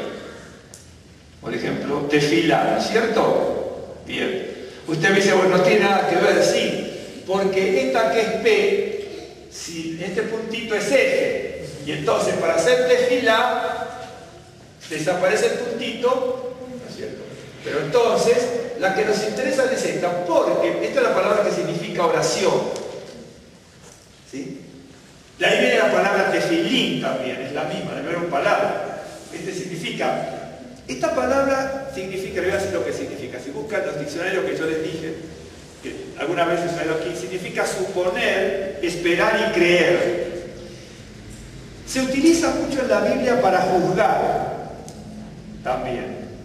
Cuidado que esta palabra no siempre se utiliza para orar a Dios, ¿sí? Se utiliza para otras cosas como juzgar, por ejemplo. Significa juzgar, interceder, rogar, suplicar, orar y rezar. Cualquiera de esas es aplicable. Interceder es correcta, ¿no? Significa salir a hablar en favor de otro en un caso, como abogado saben, no interceder, salir a hablar a favor de otro, ¿no es cierto?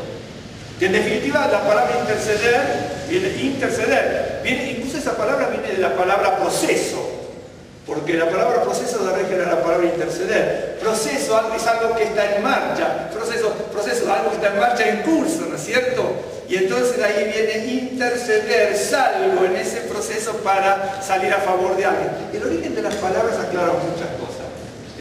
¿Lo está siguiendo? Entonces, es el verbo palar, que es lo que le dije, lo que estaba significando. Bien. Ahora, la palabra, el verbo palar, ahora le muestro. Ustedes vieron, ahora prestan atención. Si no prestan atención ahora, si se durmió ahora, despierten.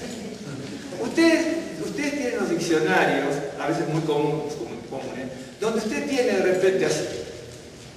Dice, bueno, símbolos, ¿no es cierto? Proto-cananeo, proto-fenicio, fenicio antiguo, árabe, hebreo cuadrado, ¿no es cierto? Y le va diciendo, esta letra, después le pone el griego, ¿no es cierto? Bien. ¿Me está siguiendo? Entonces, si usted nunca analizó nada de eso, ¿no? Dice, esta letra hebrea corresponde a este carácter cananeo, proto-fenicio. No quiero ver nada, ¿no? Bueno, pero de ahí salen las etimologías que yo siempre le pongo en las palabras. Desde ahí salen esas etimologías. ¿Me está siguiendo? Por ejemplo, ¿ustedes dónde piensan que... ¿Esta qué letra es? ¿Usted sabe dónde viene la letra A? Esta letra la pusieron así los griegos, pero esta viene del cananeo antiguo, la cabeza del toro. Y yo te voy a mostrar cómo es. ¿Me está siguiendo? Así vienen las cosas. Bueno, ahora yo voy a mostrar, si me alcanza el tiempo. ¿En serio? ¿Es así? Entonces, la palabra esta tefilá, tefilá no existe esa palabra, es el verbo orar, interceder. Por el otro día vimos velar. Velarse, que era lo que hablamos el otro día. No le digo lo que era, pues ya me olvidé, no, mentira. De Vigere, ¿se acuerda? Vigere, dar fuerza, vigor, estar atento, fuerte, para estar, pendiente de lo que va a pasar. Y orar, ¿no es cierto?, estar preparado. ¿Okay? Dejemos la palabra orar en español. El verbo palar, que va a dar origen a todas estas palabras que yo le dije, orar, rezar, juzgar, interceder, le voy a mostrar algunos aspectos en la Biblia. Viene de esto, es muy simple, pero lo va a ver enseguida. Viene de esto, ¿ok? Viene de palo. Esta L no me interesa, son duplicadores. En este caso no me interesa para lo que lo bien. Esta raíz pal, ¿cierto? En hebreo, tomada de los cananeos y anteriores. Ahora se me va a mostrar. Es la que va a dar origen a la palabra, que es todo lo que nosotros sabemos que es orar. Bien. Okay. Ahora le voy a mostrar algo. Esto porque voy a necesitar el pizarrón. Son 10 minutos, ¿no? Le digo que a mí todo esto me fascina, por eso siempre hago las etimologías y todo, ¿no? Voy a separar estas dos letras. ¿Por qué? Porque así a mí me dicen, antes de que aparezca el hebreo, cuando aparece el hebreo, se generó el idioma que es dinámico y se formó la palabra pal. De ahí viene palal, y de ahí viene tefilá, tefilín, y un montón de palabras que se pueden encontrar, toneladas de palabras que vienen de dos letritas nada más. ¿Okay? Pero ¿qué ocurre? Usted vio cuando dice bien. Yo tengo la letra P, esta P. Esta es una P. ¿Okay? Bien. La palabra P, si yo pongo así, que no forma parte de la raíz, porque no forma parte de la raíz, es una letra que es... Esta palabra P, E y H al final, es la palabra boca. ¿Me está siguiendo? P es boca. Ok. Yo la borro porque no me interesa. Ok. Ya sé que P es boca. Esta letra no me interesa porque no forma parte de la raíz. Las H se ponen por muchas razones. Forman declinaciones femeninas, significa la acentuación de palabras y otras cosas gramaticales que son muy complejas a veces en el hebreo y que no nos interesa a nosotros tampoco, y tampoco algunas ni las sé. Una la sabe de memoria y punto. ¿No es cierto? Ya tendríamos que consultarlo a los catedráticos, académicos y gramáticos. Entonces la palabra P, puesta como la puse antes, es boca. ¿Ok? Bien. Ahora, la palabra peso, vieron que antes se escribían en pictogramas. Los dibujitos, ¿vio? Busquen los diccionarios que ustedes tienen en su casa, va a ver cananeo, protofenicio, arcaico, esto, aquello, lo otro, va a ver griego, todo ese tipo de cosas. Bien. La letra P, originalmente, esta sola letra significa boca. Por eso, si usted recorre la línea de la letra P y va hasta el protocananeo, ¿sí? La figura que aparece allí es esta. Le voy a mostrar. Es esta. Esta o esta así. Cuando ven esos dibujitos, ¿los ves esos dibujitos? ¿Sí? Bien. ¿Por qué? Porque la letra P va a surgir de esto, de este tipo de cosas. Bueno, protocananeo, esto da origen al cananeo, al fenicio, del ugarítico, lo que fuese, la letra P, en hebreo y después, todo este tipo de cosas. Esto es el símbolo de la boca. Esta es una forma de poner boca y poner boca. Por eso esta letra es boca. ¿Qué es? ¿Vio cuando dicen, sí, porque acá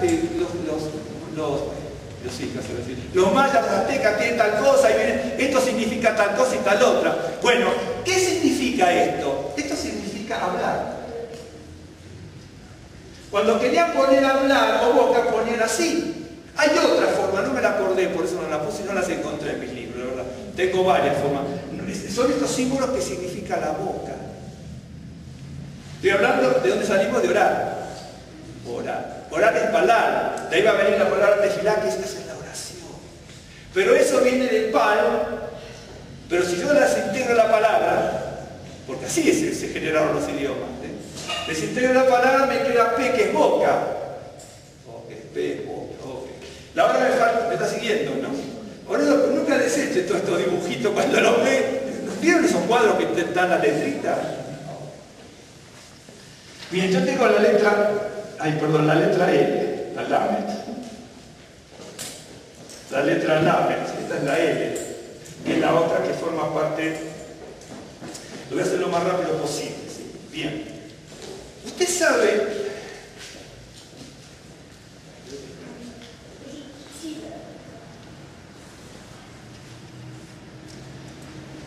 La letra Lamet es el nombre, ¿no es cierto? Lamet es el nombre de la letra.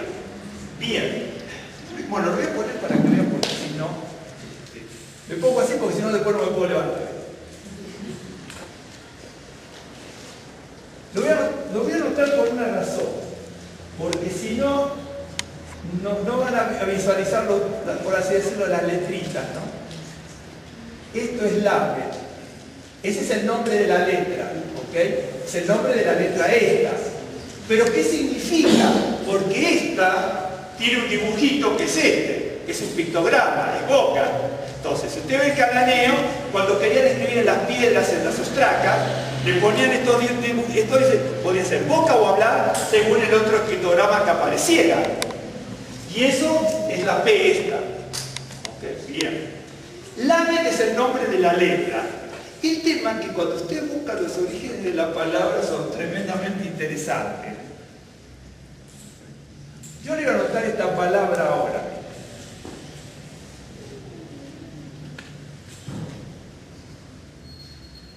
Acá dice mal.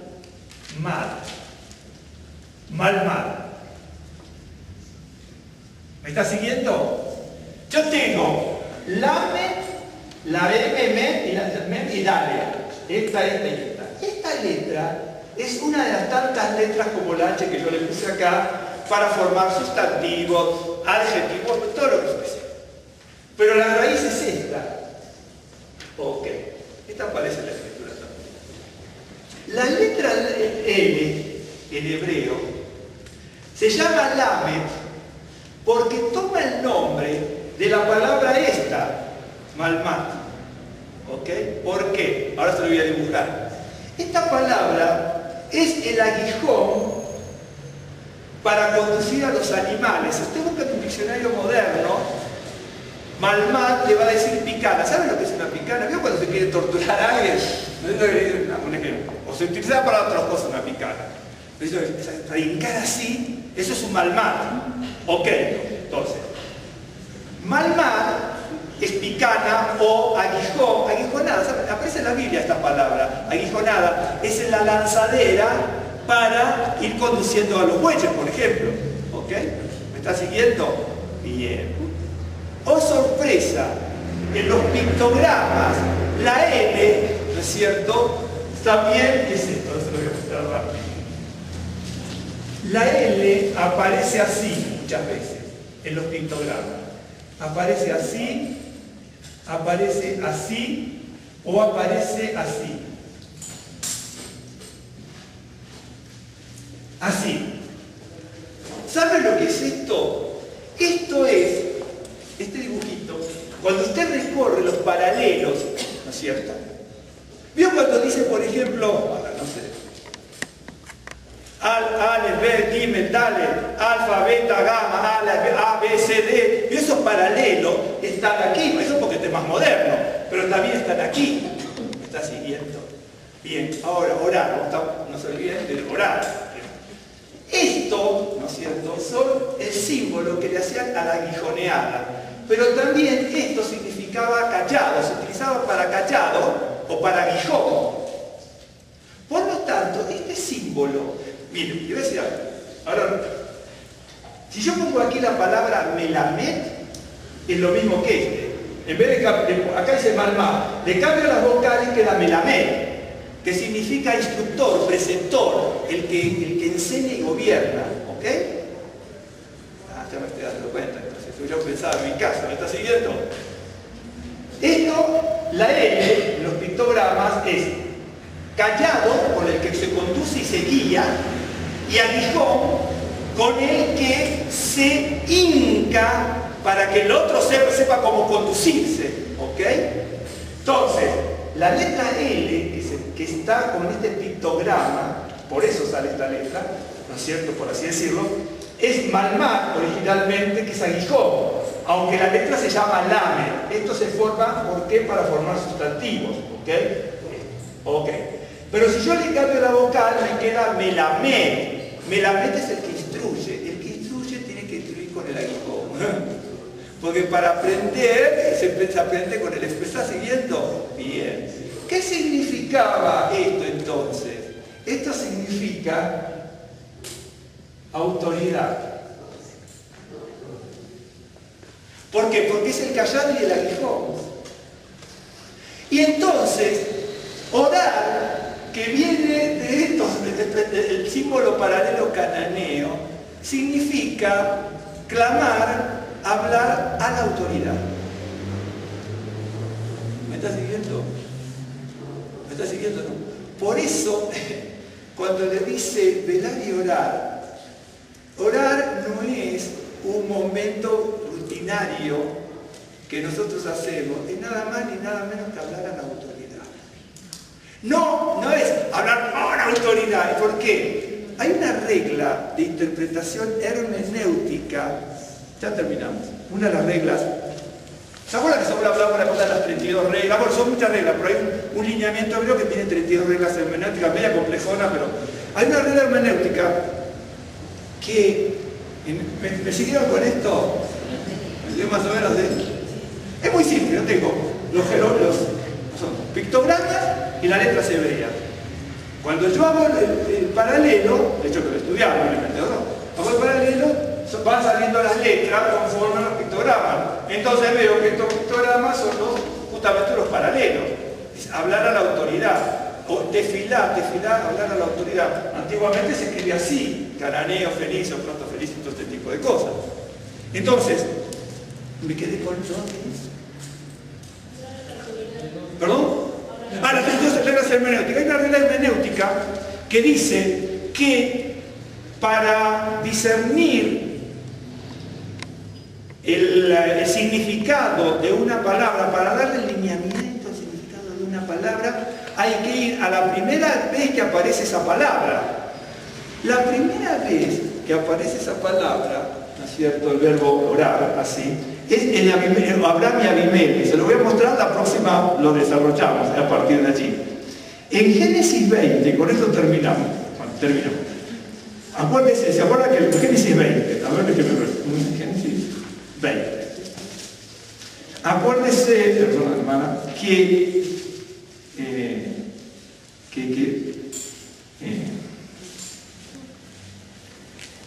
estamos hablando de velar y orar, ¿cierto? Orar no es un pasatiempo, no es una carga, no es un castigo, sino es clamar, hablar con la autoridad. Con la autoridad. Por eso la palabra que decimos oración es tefilá. Tefilá viene de palal, palal viene de pal viene de PL, que son los dos pictogramas antiguos que significaba hablar con aquella autoridad, ¿no es cierto? Con aquella autoridad que es el que tiene el callado, el que conduce y el que con la aguijoneada, ¿no es cierto?, va a conducir. ¿Me está siguiendo? ¿Se acuerda cuando le dijo el Señor a Pablo, no es bueno o es malo, ¿no es cierto?, dar cosas contra el aguijón? El Señor va conduciendo, ¿no es cierto?, y a mí me molesta. Es cierto.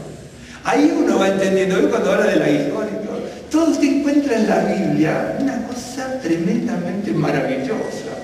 Por eso yo cuando yo le hablo de etimología, digo esta palabra de tal cosa, muchas veces tengo en cuenta esto, otras veces no, porque tengo que estar buscando, pero muchas veces sí tengo en cuenta los orígenes de las partes de las palabras.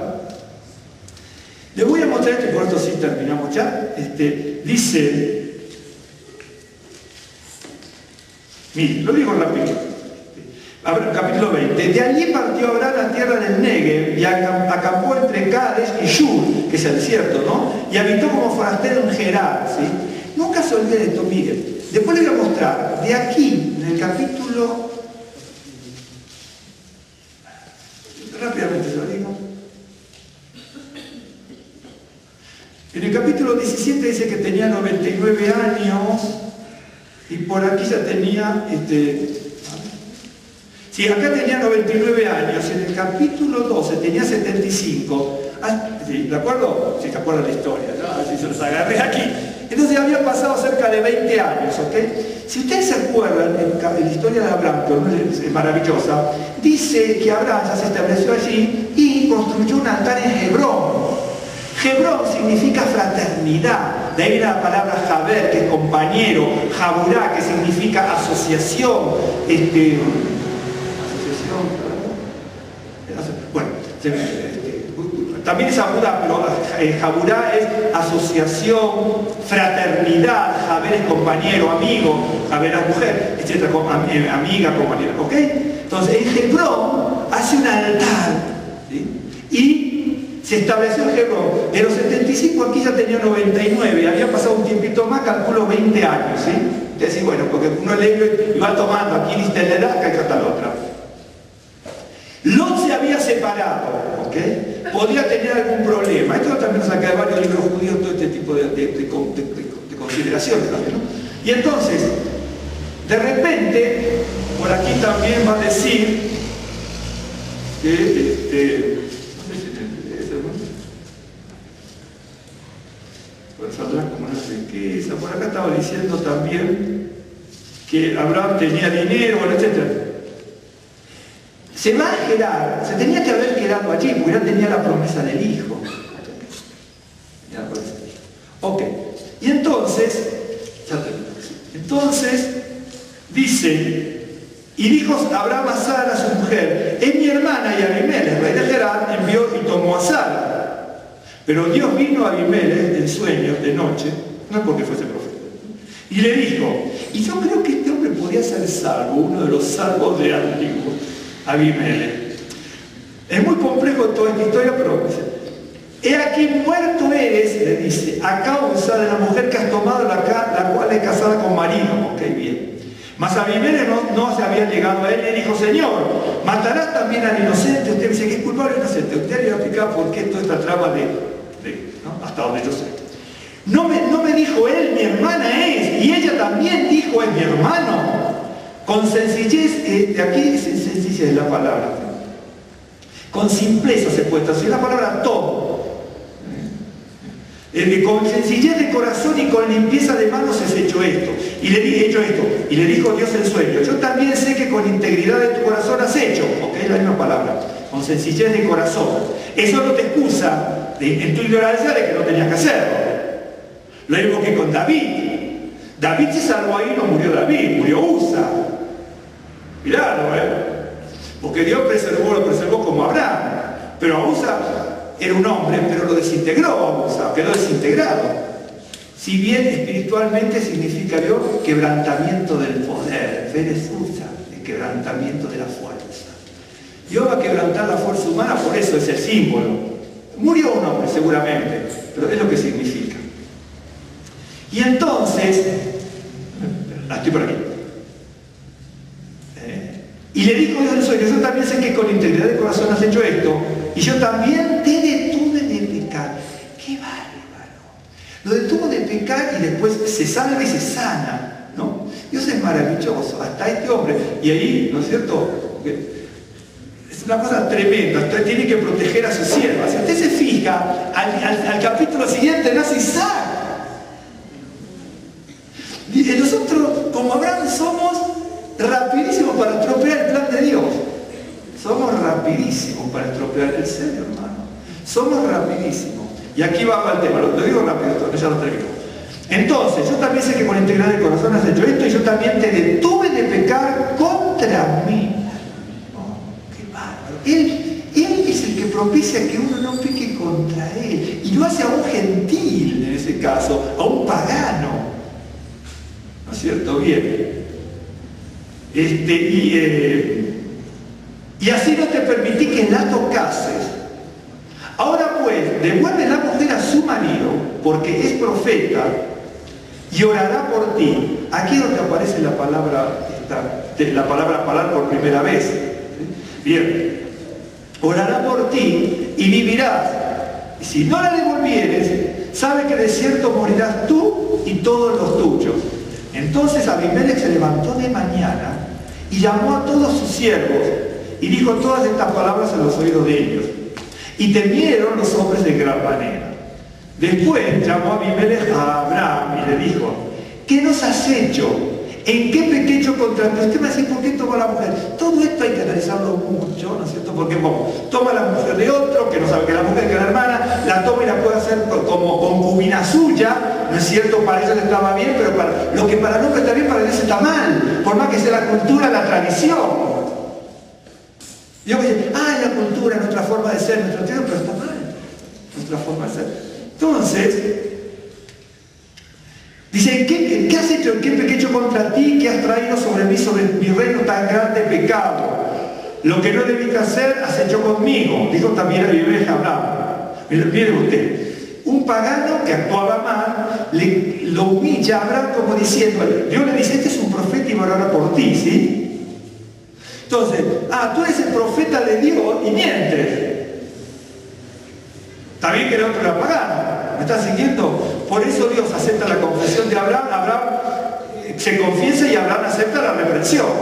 Dios nos habla a través de eso también, no solamente del sueño. Y dijo también a Abraham, ¿qué pensabas? ¿Para qué hiciste esto? Hiciste esto, perdón.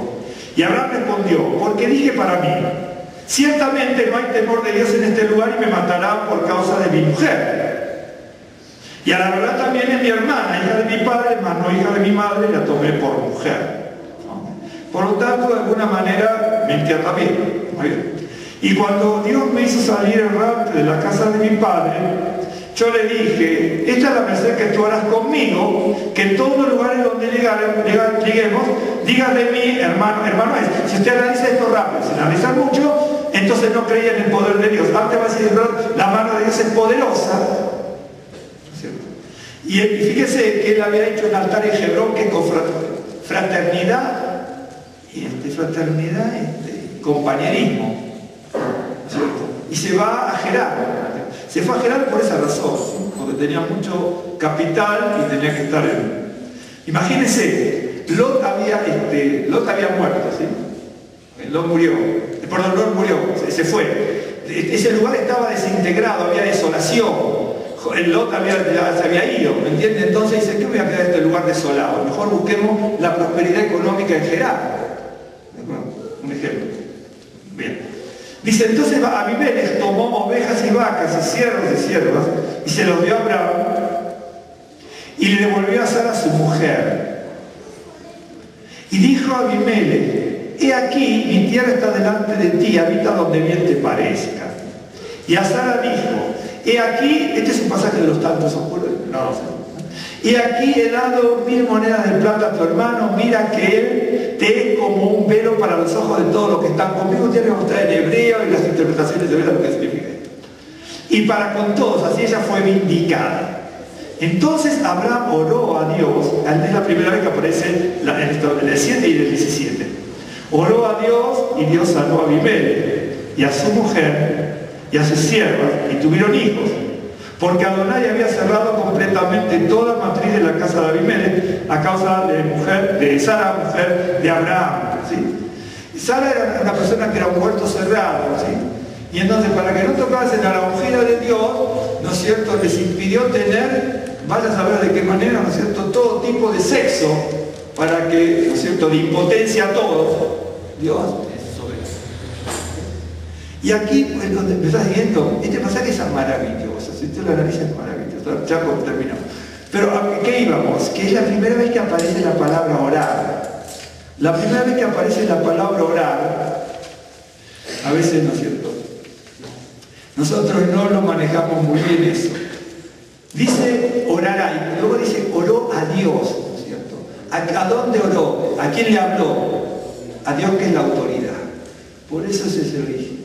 Nosotros cuando oramos, ¿sabe qué? A veces hay mucha gente, ¿no? Nosotros no, o mucha gente, a veces cuando se ora, se busca, no sé, hasta el privilegio de que lo halaguen a uno, ¿no es cierto? O en tal lugar, en tal congregación, no sé, incluso en el judaísmo, tal rabino, o que me toque tal rabino, qué tal cosa, el más ungido. Y entonces,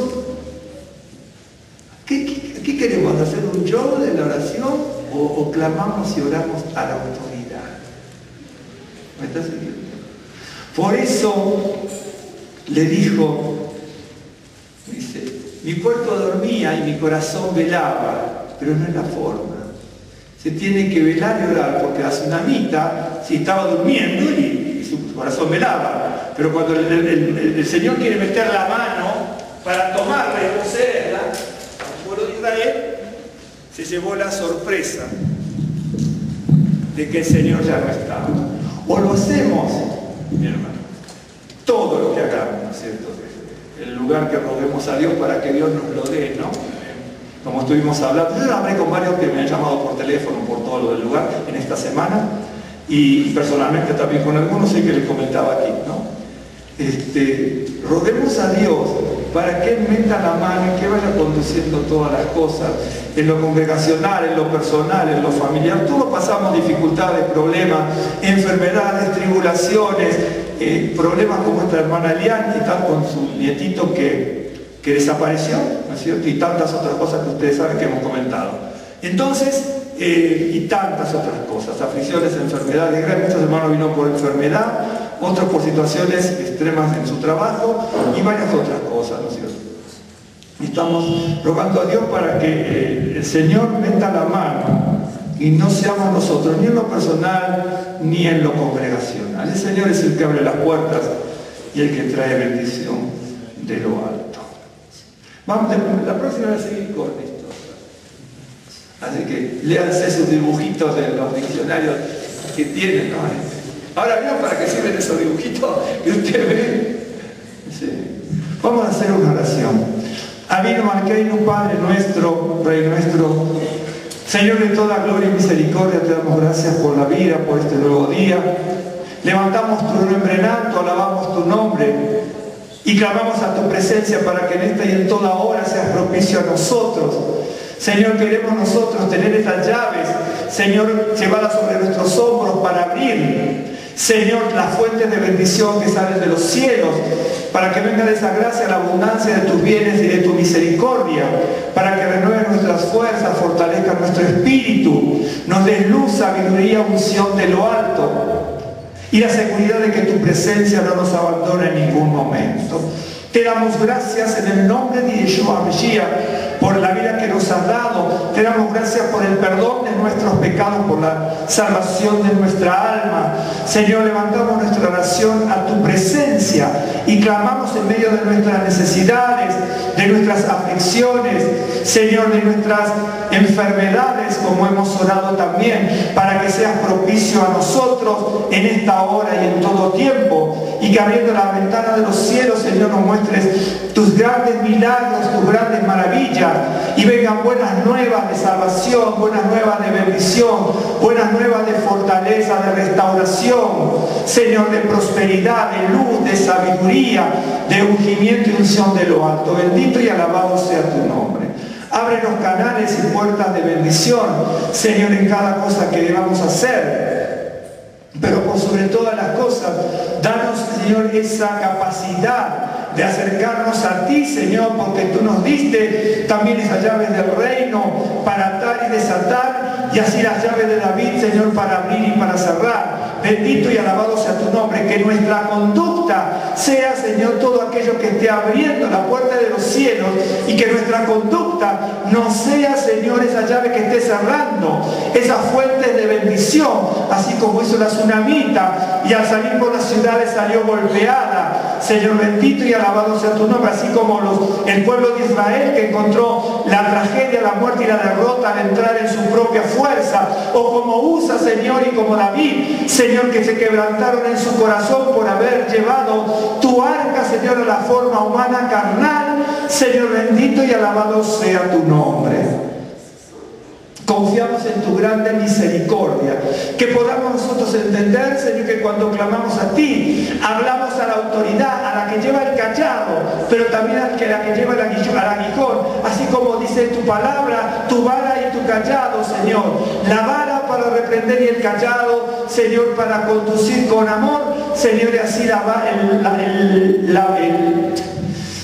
el callado y el aguijón. Bendito y alabado sea tu nombre. Que podamos entender que oramos al Dios Todopoderoso, aquel que lleva el callado, pero que también, Señor, como dice tu palabra, trajo quebrantamiento a Usa, y tú lo heriste, Señor, por usar la fuerza humana, Señor, y sin destino para llevar el arca al pueblo de Israel.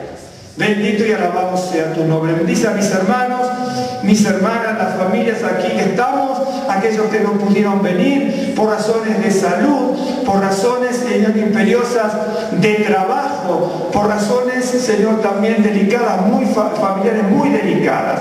Bendito y alabado sea tu nombre. Sea a ti la gloria y la alabanza. Y te damos gracias en el nombre de Yeshua HaMashiach. Amén.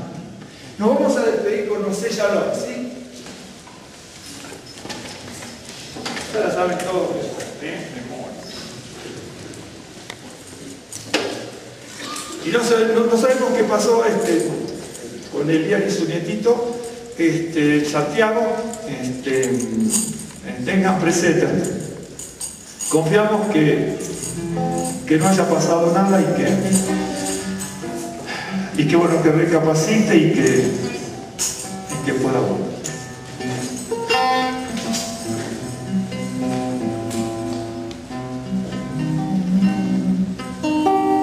Oh José, Shalom, Bimroba,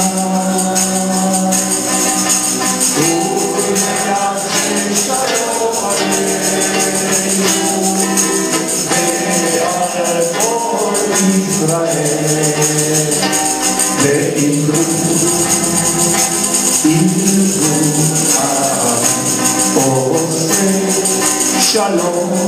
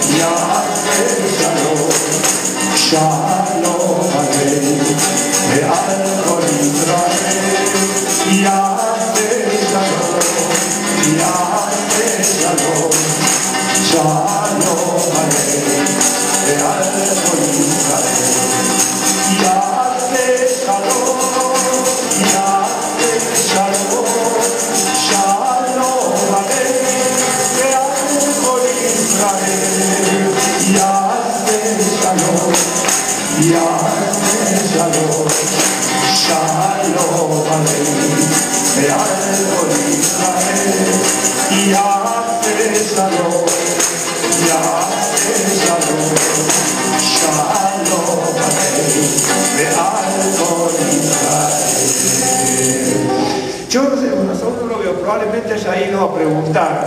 Hanukkah empieza